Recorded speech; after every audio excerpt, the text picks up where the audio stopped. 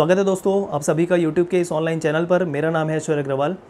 छत्तीसगढ़ के आधुनिक इतिहास के अंतर्गत आज हम बात करेंगे 1857 के विद्रोह के उपरांत उत्पन्न हुई परिस्थितियों के बारे में छत्तीसगढ़ के अंतर्गत। जैसा कि मैंने आप सभी को पहले बताया था कि भारत में राष्ट्रीयता का उदय या राष्ट्र भावना का उदय या राष्ट्रीय एकता का उदय 1857 की क्रांति से माना जाता है। ठीक है, जो किसके परिणाम स्वरूप थी? डलहौजी की हड़प नीति के परिणाम स्वरूप थी। ठीक है, लेकिन मुख्य रूप से अगर बात करें तो भारत में राष्ट्रीयता का उदय या राजनीतिक चेतना का उदय कांग्रेस के गठन के साथ माना जाता है, मतलब सन 1885 से माना जाता है। ठीक है, तो उन्हीं सब परिस्थितियों के बारे में बात करेंगे जो छत्तीसगढ़ के अंतर्गत हुई कांग्रेस की स्थापना के साथ साथ, जिसने छत्तीसगढ़ में राष्ट्रीय चेतना या राजनीतिक चेतना का विकास किया। तो चलिए शुरू करते हैं दोस्तों आज का वीडियो। छत्तीसगढ़ में राजनीतिक जागरण या राष्ट्रीय आंदोलन या राष्ट्रीय चेतना का उदय। ठीक, क्या हमको ऐसा कहना चाहिए कि छत्तीसगढ़ में या पूरे भारत में राष्ट्रीय चेतना का उदय कांग्रेस के गठन के साथ ही हुआ है, उसके पहले कुछ भी नहीं था? तो ऐसा बिल्कुल नहीं है। बीज रोपण का कार्य, मतलब राष्ट्रीयता के बीज रोपण का कार्य 1857 की क्रांति के समय हो चुका था, लेकिन उसके बाद भी कुछ कुछ ऐसी समितियां थी, कुछ कुछ ऐसे सभाएं थी जो लोगों के मध्य राष्ट्रीयता के प्रचार प्रसार करने में सहायक थी। ठीक है, लोगों को जागरूक करने में सहायक थी। उन्हीं कुछ समितियों के बारे में, सभाओं के बारे में जो छत्तीसगढ़ के अंतर्गत थी, जो लोगों में चेतना का विकास करती थी, उनके बारे में मैं आपको पहले बताऊंगा दोस्तों। तो उनका नाम आपको याद रखना है। तो देखिएगा, उनमें से पहली समिति थी वाद विवाद समिति 1857 में। ठीक है, अगली समिति अब मैं आपको बताऊंगा रायपुर के अंतर्गत कौन कौन सी थी। तो वैज्ञानिक तथा साहित्यिक समिति, इंग्लिश में इसे लिटरेरी एंड साइंटिफिक एसोसिएशन भी कहते हैं, 1870 में। क्लियर। आगे आप याद रखेंगे रायपुर के अंतर्गत मालिनी रीडिंग क्लब 1899 में। ठीक है, अगली समाज या समिति का नाम है कवि समाज 1899 में राजिम के अंतर्गत। अगली जो संस्थान का नाम है वो है लोक शिक्षण संस्थान, जिसे इंग्लिश में पब्लिक टीचर्स एसोसिएशन भी कहते हैं।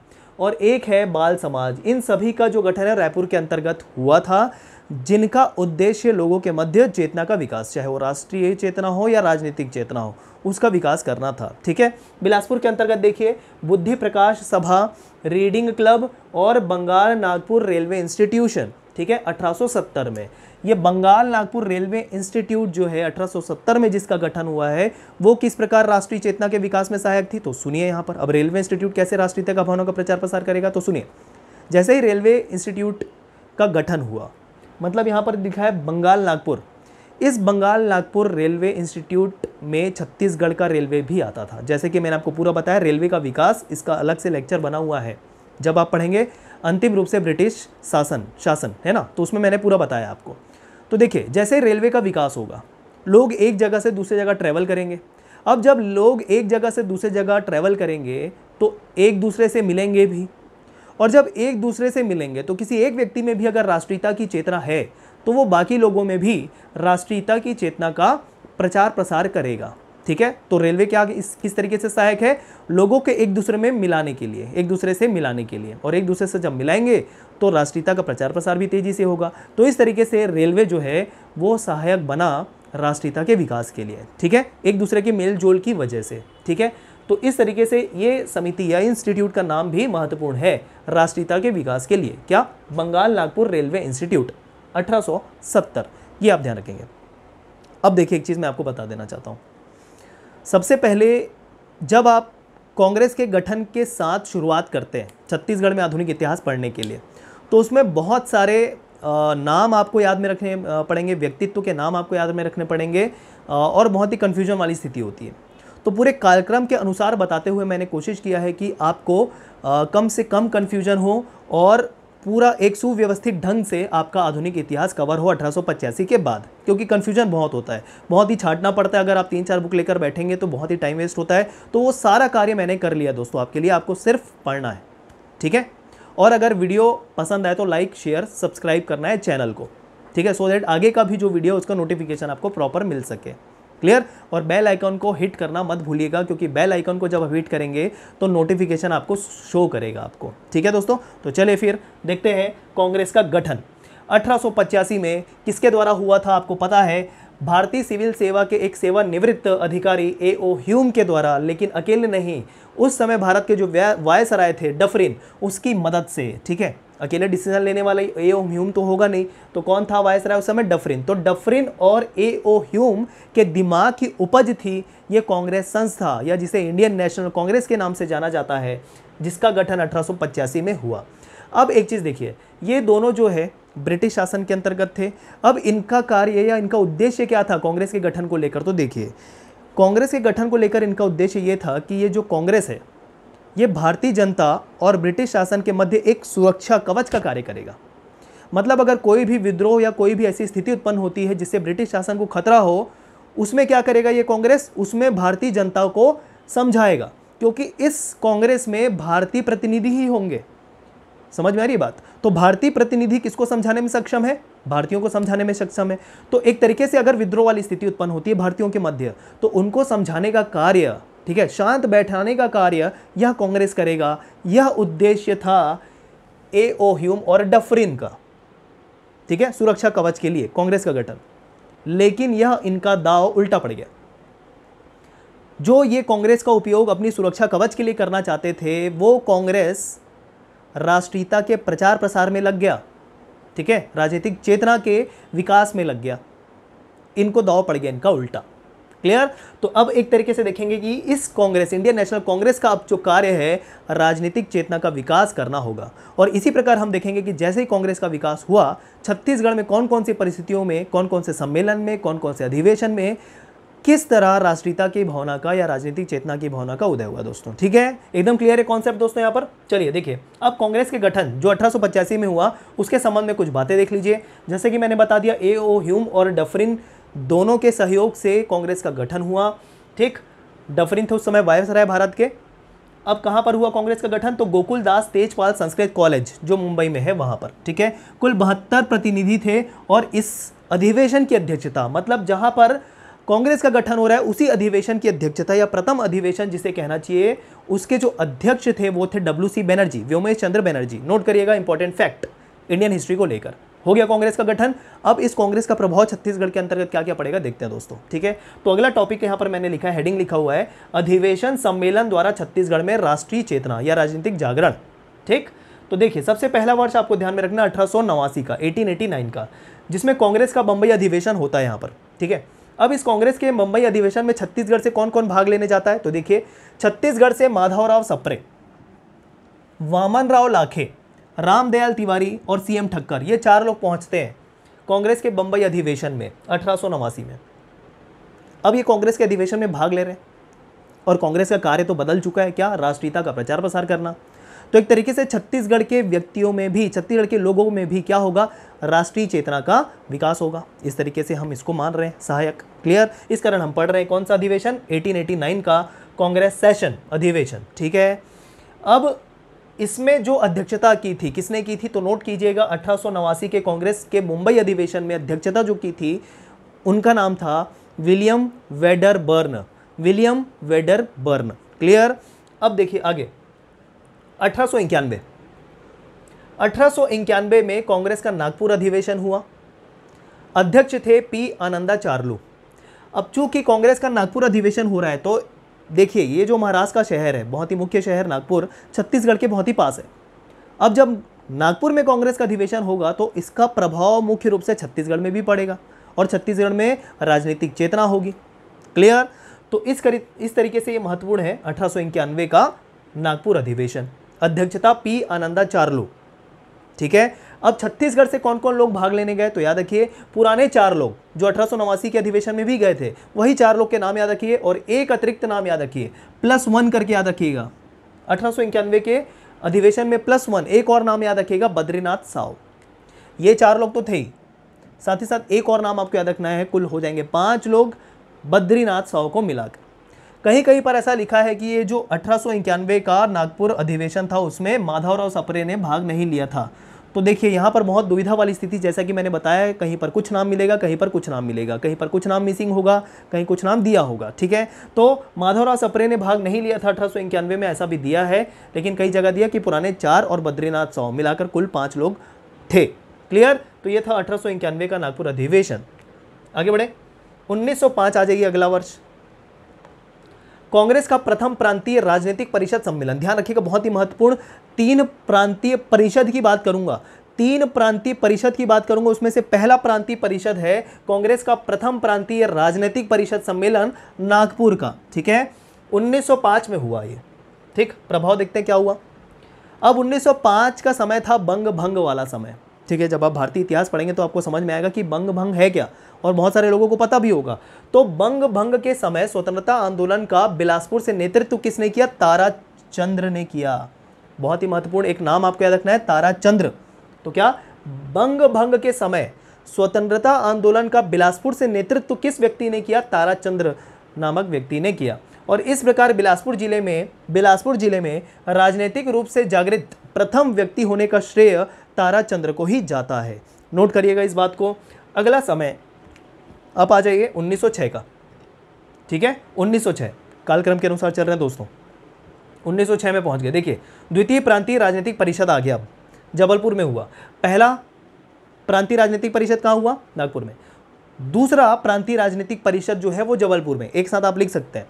तीसरा होगा रायपुर में, आगे देखेंगे, ठीक। तो देखिए इस समय जो थे वो दादा साहब खापर्डे का स्वदेशी आंदोलन विषयक प्रस्ताव स्वीकृत किया गया। इस द्वितीय प्रांतीय राजनीतिक परिषद के अंतर्गत जो जबलपुर में हुआ उसमें दादा साहब खापर्डे, छत्तीसगढ़ के अंतर्गत प्रमुख व्यक्तित्व का नाम आपको ध्यान में रखना है, दादा साहब खापर्डे, उनका स्वदेशी आंदोलन विषयक प्रस्ताव स्वीकृत हुआ दोस्तों, ठीक है, 1906 में द्वितीय प्रांतीय राजनीतिक परिषद के अंतर्गत जबलपुर में जो हुआ, ठीक है। 1906 के संबंध में ही अन्य बातें देखिए क्या क्या हुआ 1906 में, बहुत ही महत्वपूर्ण वर्ष है ये। छत्तीसगढ़ में कांग्रेस की शाखा, ठीक है, या कहना चाहिए छत्तीसगढ़ में कांग्रेस की स्थापना हुई, रायपुर के अंतर्गत हुई, ठीक है। तो एक तरीके से कह सकते हैं रायपुर में कांग्रेस की स्थापना हुई या छत्तीसगढ़ के अंतर्गत कांग्रेस की स्थापना हुई, ठीक है। अब इसमें योगदान किसका था? सीएम ठक्कर का था। मतलब छत्तीसगढ़ के अंतर्गत कांग्रेस की स्थापना का श्रेय या महत्वपूर्ण योगदान किसका था? सीएम ठक्कर का। क्लियर? रायपुर के अंतर्गत हुआ था, एकदम क्लियर है। आगे बढ़े, अगली बात देखिए। पंडित सुंदरलाल शर्मा, जिसे छत्तीसगढ़ में राष्ट्रीय जागरण के प्रणेता कहा जाता है, ध्यान रखिएगा महत्वपूर्ण फैक्ट है, कांग्रेस में शामिल हुए 1906 में। देखिए छत्तीसगढ़ में कांग्रेस की स्थापना हुई और उसी वर्ष कांग्रेस की भागीदारी ले ली, कांग्रेस की सदस्यता ले ली किसने? पंडित सुंदरलाल शर्मा ने, कांग्रेस में शामिल हो गई। और इसी वर्ष इन्होंने समित्र मंडल की स्थापना की। अब ये जितने भी हम मंडल देख रहे हैं, जैसे यहाँ पर हम समित्र मंडल की बात करेंगे, पंडित सुंदरलाल शर्मा द्वारा गठित, इसका उद्देश्य भी यही था कि लोगों के मध्य जागरूकता विकसित करना था, चाहे समाज सुधार को लेकर हो जाए, ठीक है, या राष्ट्रीयता की चेतना को लेकर हो जाए, ठीक है, क्लियर। एक और बात ध्यान रखें, कांग्रेस की कलकत्ता अधिवेशन 1906 में ही हुआ था, जो उसमें छत्तीसगढ़ से किन किन लोगों ने भाग लिया उसकी भी बात करेंगे साथ साथ। तो देखिए कांग्रेस का कलकत्ता अधिवेशन सन 1906, ठीक, अध्यक्षता की थी किसने? दादा भाई नेहरू ने। छत्तीसगढ़ से ई राघवेंद्र राव ने भाग लिया था इसमें। उसके अलावा पंडित लोचन प्रसाद पांडे, ठीक है, पुरातत्ववेत्ता या कहना चाहिए बहुत ही महत्वपूर्ण साहित्यकार पंडित लोचन प्रसाद पांडे जी, उनके पिताजी चिंतामणि पांडे जी, ठीक है। अन्य व्यक्तियों में अनंतराम पांडे और कृपाराम मिश्र, इन सभी लोगों ने कांग्रेस के कलकत्ता अधिवेशन में भाग लिया छत्तीसगढ़ से, जो 1906 में हुआ था। तो 1906 के संबंध में इतनी बातें आपको ध्यान में रखनी है। क्लियर? ये सारी बातें। आगे बढ़े, ये हो गया 1906 का वर्ष। आगे देखिए 1907। 1907 में क्या हुआ? बहुत ही महत्वपूर्ण घटना होने वाली है, पता भी होगा, बहुत ही कॉमन है। कांग्रेस का सूरत अधिवेशन हुआ, जिसकी अध्यक्षता की रास बिहारी घोष ने, ठीक है। अब देखिए यहाँ पर क्या होने वाला है। छत्तीसगढ़ से पंडित सुंदरलाल शर्मा, डॉक्टर शिवराम मुंजे और नारायण राव मेघावले ने भाग लिया सूरत अधिवेशन में। एक नाम और ध्यान में रखेंगे, ई राघवेंद्र, जो कलकत्ता अधिवेशन में भी भाग लिए थे, ठीक है। तो इन तीनों के अलावा एक नाम और, ई राघवेंद्र, ये 4 लोगों ने भाग लिया 1907 के सूरत अधिवेशन में, कांग्रेस के सूरत अधिवेशन में। और ये कांग्रेस का सूरत अधिवेशन इसलिए प्रमुख है क्योंकि यहाँ पर कांग्रेस में फूट पड़ी अलग अलग विचारधारा को लेकर। कुछ लोग कहते थे कि अंग्रेजी शासन के साथ सहयोग के द्वारा हम आज़ादी प्राप्त कर सकते हैं, कि उनके द्वारा अगर हमें कुछ चाहिए तो अंग्रेजी शासन से हम मांगेंगे, निवेदन करेंगे तो वो हमको मिल जाएगा। लेकिन कुछ का मानना नहीं, हमको अंग्रेजी शासन का विरोध करके कोई चीज़ मांगनी है, ठीक है। तो इस तरीके से सूरत अधिवेशन में कांग्रेस में फूट पड़ी, जिसे सूरत की फूट कहते हैं, तो इस तरीके से कांग्रेस दो भागों में विभक्त हो गया, एक था गरम दल और एक था नरम दल। ठीक है, क्लियर।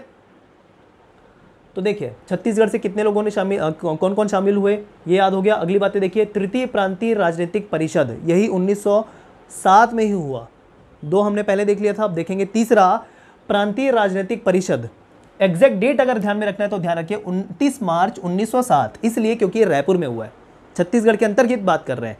इसके पहले जबलपुर और नागपुर में हुआ था, लेकिन अब जो तृतीय प्रांतीय राजनीतिक परिषद जो है वो रायपुर में हो रहा है, इसकी वजह से एग्जैक्ट डेट आपको ध्यान में रखना है 29 मार्च 1907।